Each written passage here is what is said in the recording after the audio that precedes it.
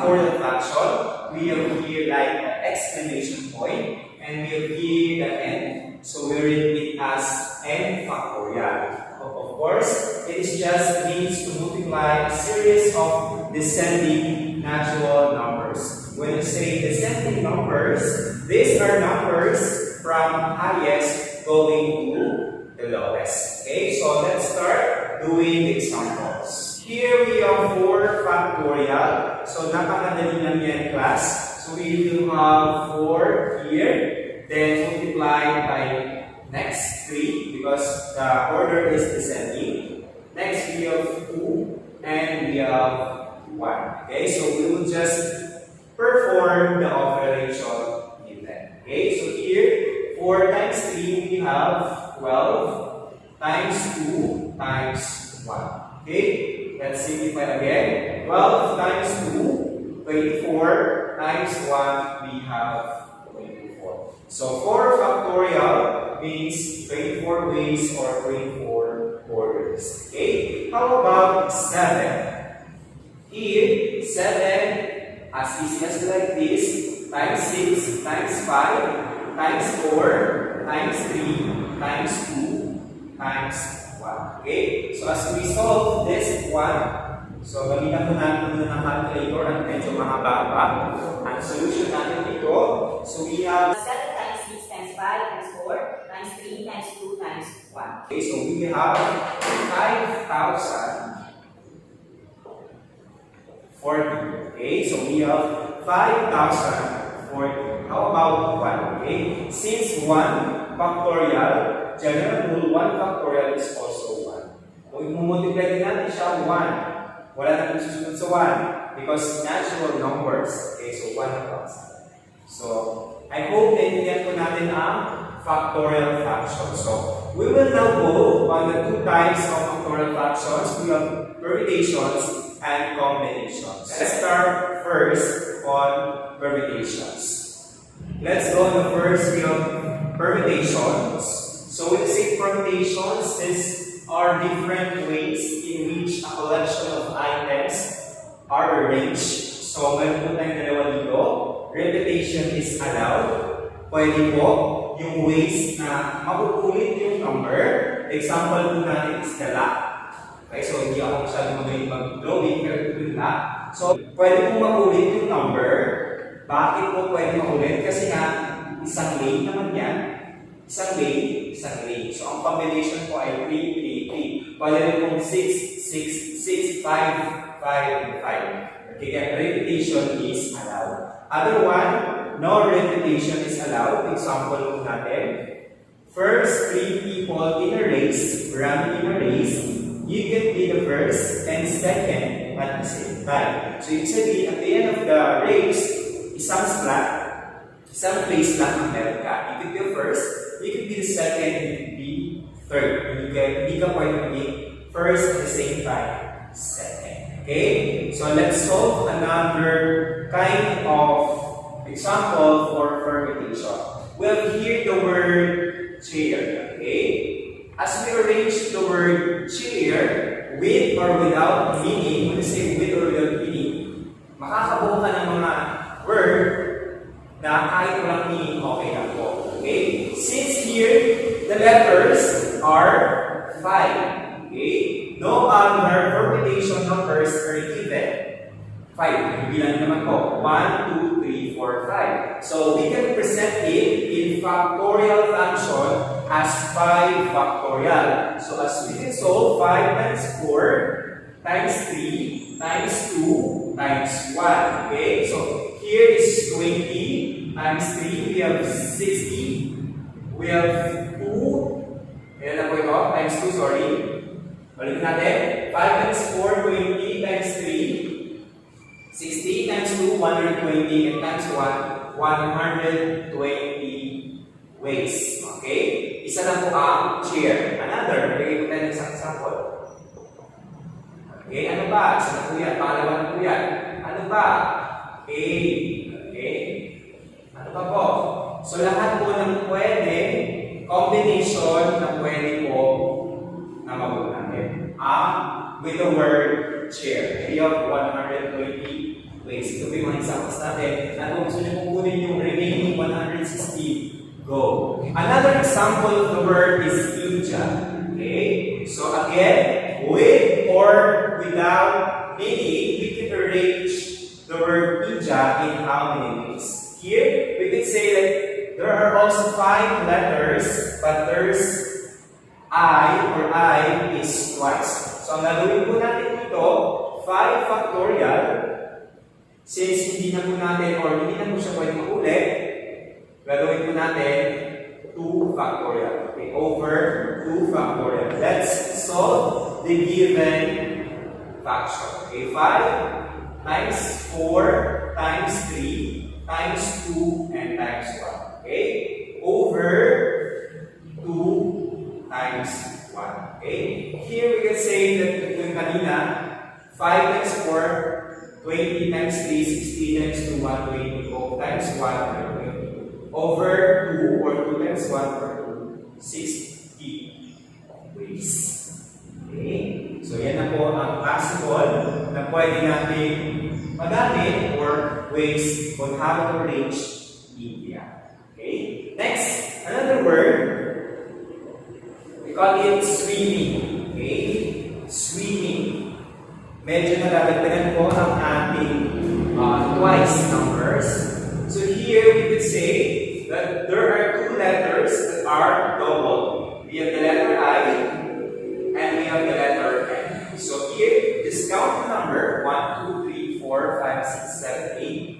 We have 8 factorial. Since dalawang letters po ang nag-twice, so we have here 2 factorial multiplied by another 2 factorial. Okay? So carefully, let's present this equation or operation times 5 times 4 times 3 times 2 times 1. Okay? Sa baba naman po, 2 times 1 times 2 times 1. Okay? So let's solve po yung nasa taas using calculator. Medyo makakaba naman yan.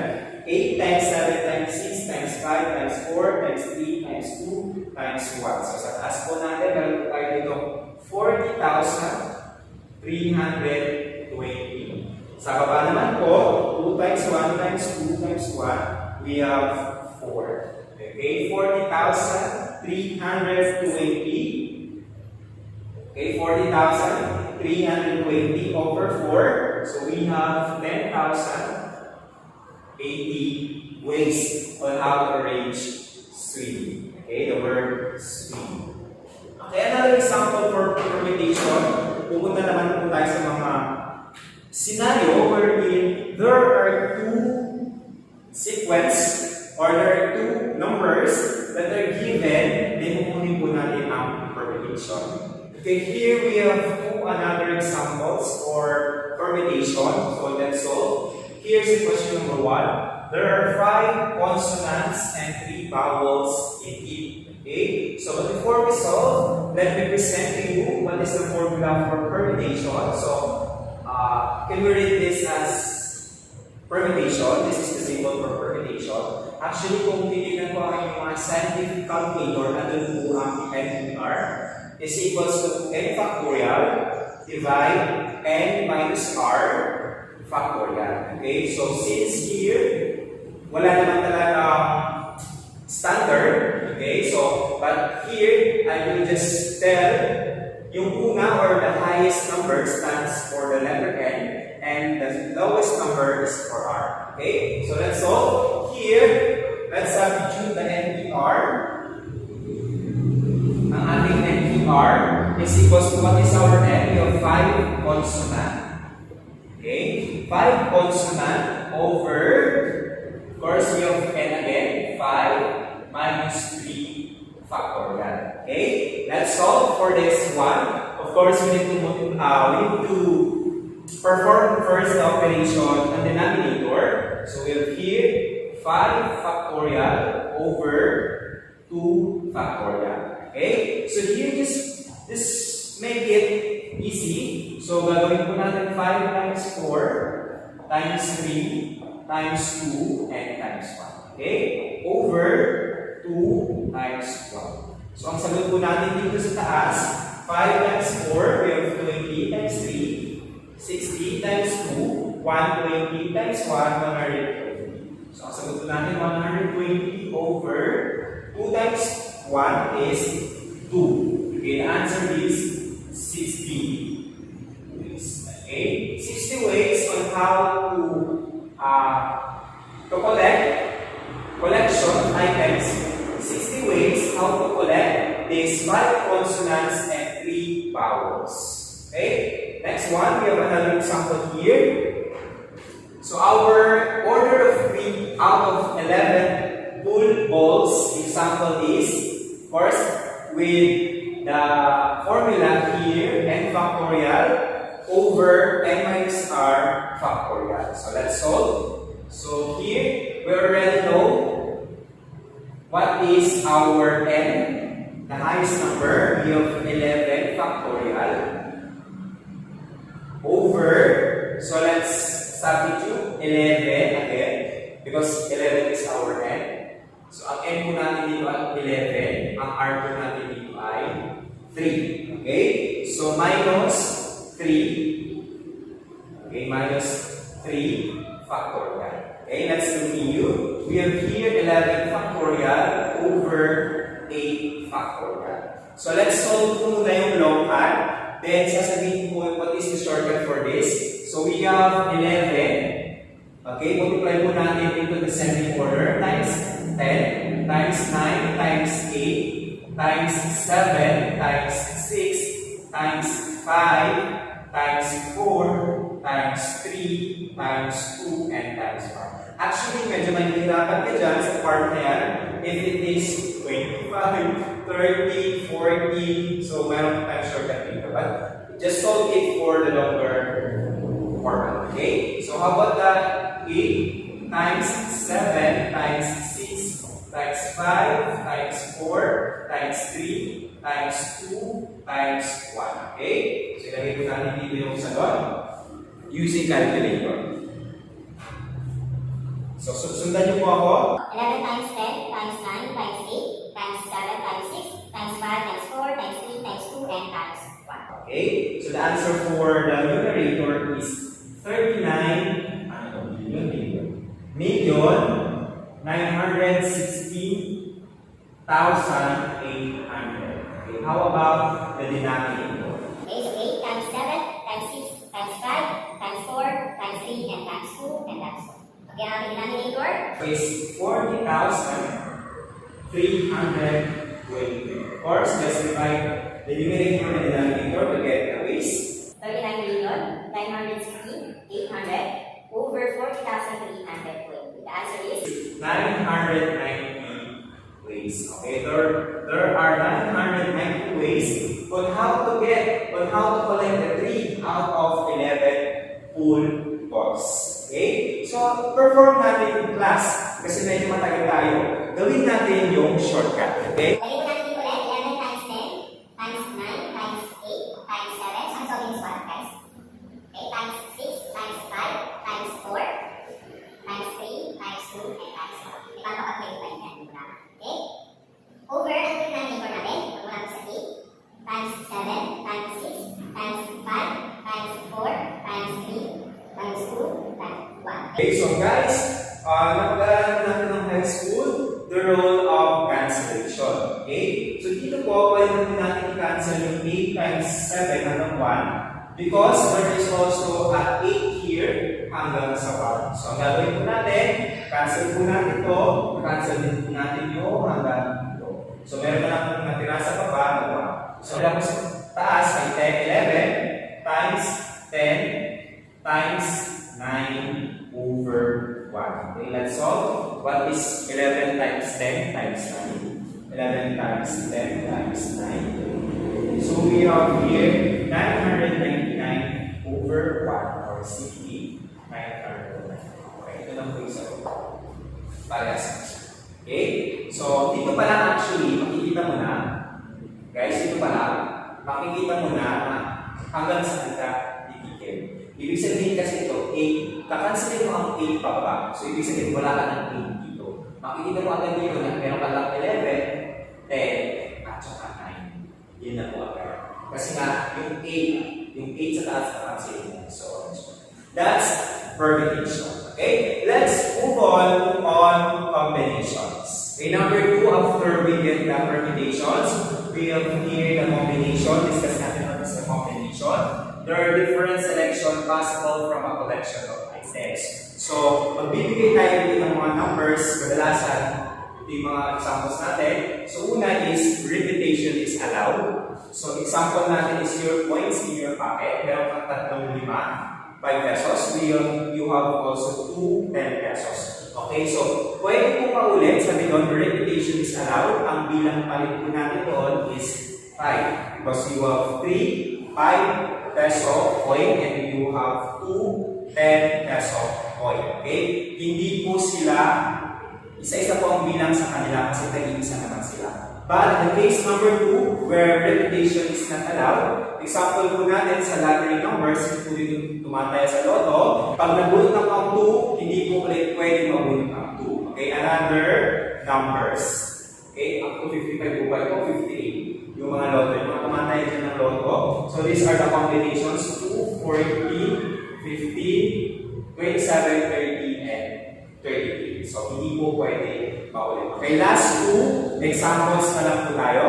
Okay, so let's have another 2 examples of combination wherein the formula here is you can read this as combination. Pag meron po kayong scientific calculator, makikita niyo po dito ang NCR. Okay, dito po sa part na may upper.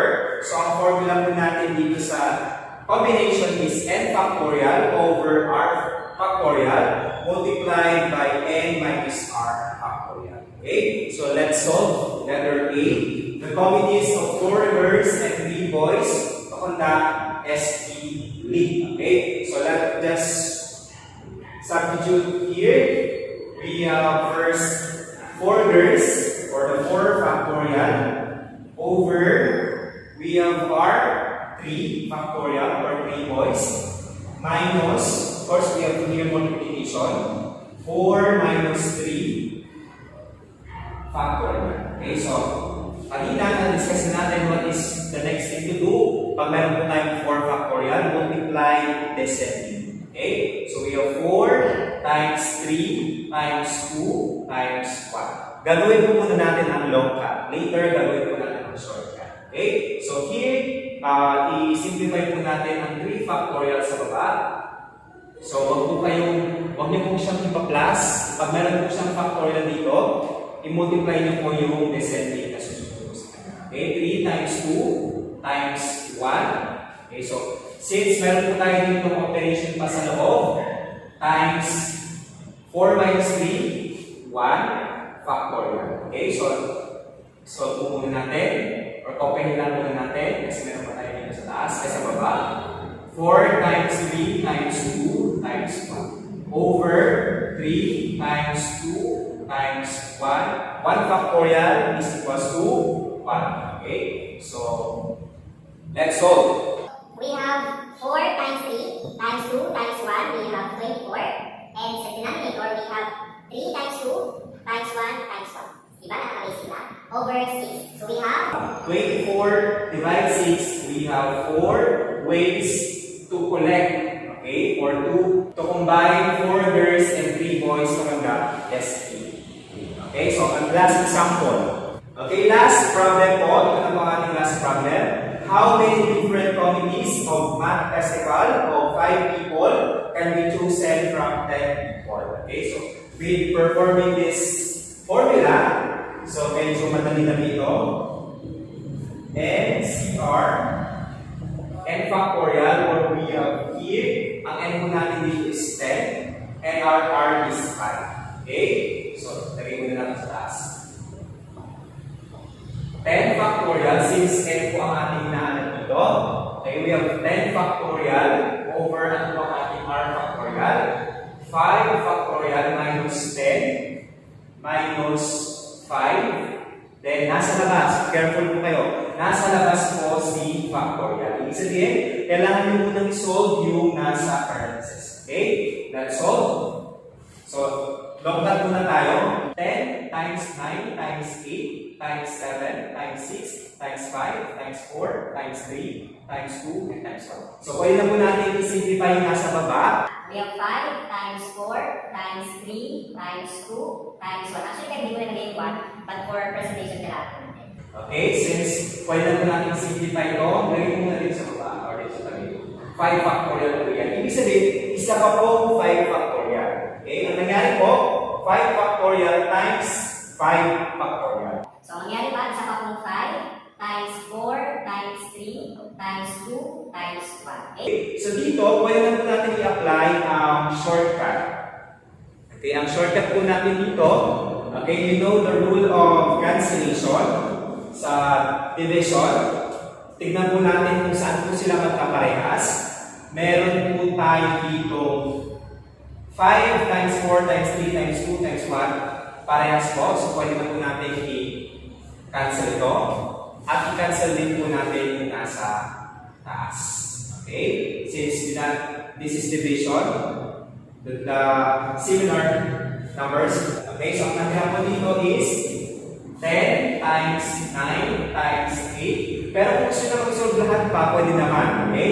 Times 7 times 6. Okay? Sa denominator po natin, ang natira, 5 times 4 times 3 times 2 at times 1. Kung mapapansin nyo, wala na kung pwede i-cancel. Okay? So let's solve na po. 10 times 9 times 8 times 7 times 6, 30,240 over, nasa baba po, 5 times 4 times 3 times 2 times 1, 120. Okay? 30,240 over 120 is 252 ways. Okay? Or combination. Okay, last na po. Dito naman po tayo sa calculator. Tignan niyo po mabuti. Hindi ko alam kung makikita niyo po dito. Pag isi-solve po, pag gumagamit po kayo ng scientific calculator, gamitin po natin yung mga numbers dito. Unahin po natin yung combination. So, ikikinin niyo lang po yung number 10. Okay, this is 10. Then, meron po kayo makikita sa taas na NCR. Just click. Makikita niyo na po yung 10C. Then, 5. Okay? Ang lalabas po na sagot ay 252. Sir, paano naman pag permutation? Okay, ano yung example natin kanina ng permutation para makaprove po natin na tama. Okay, yung kanina na 11 tsaka 3. Okay? Sa permutation, parehas lang din sa combination, just key in the 11. Then, pinutin po natin yung shift, NCR, magiging P po siya. So, 11P or 11 permutation, 10 times 3. Ang sagot po natin, 910. Okay, tama po yung sagot natin. Okay, so kung wala na pong question, I believe naintindihan. Kung meron po, pwede po kayo mag-comment sa comment section. At kung medyo naiiyak kayo, pwede nyo rin po ako i-message. Okay po, good day and God bless po.